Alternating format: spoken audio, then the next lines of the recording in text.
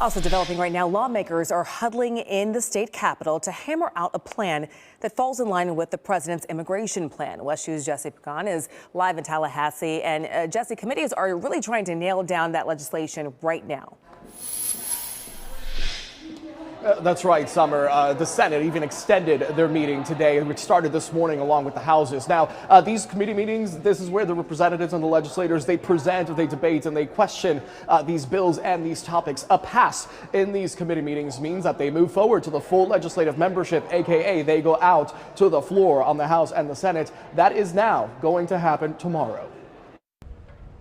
This morning in the House, Democratic committee members did most of the talking. House Minority Leader Fentrice Driscoll talked about ambiguity she says the bills on immigration present and how she fears they could lead the state into unconstitutional territory.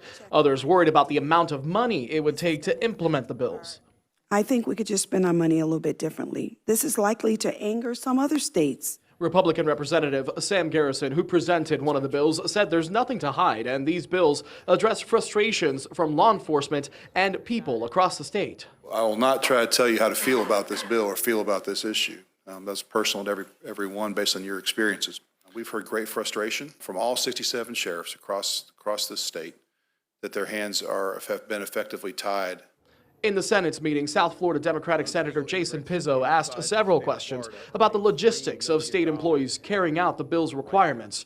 Republican Senator Randy Fine of Brevard County co-presented one of the bills. He closed by talking about the Dreamers, who stand to lose their in-state tuition. I am sorry that their parents did it to them. These children did not magically appear in the United States. Their parents chose to break the law. That is why Felipe Sosa Lazaballet, executive director of the Hope Community Center in Apopka, is here. Our parents are the original dreamers. They saw beyond their circumstances and they fought for their family to have a chance and an opportunity, something that any mother or any father will do for their kid.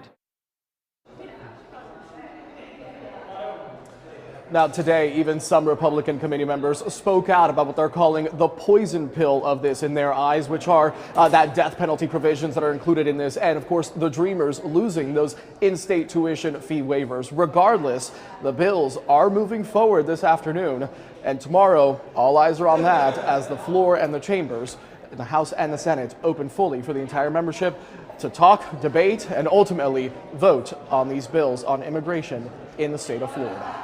Live in Tallahassee at the state capitol, Jesse Pagan, WESH 2 News.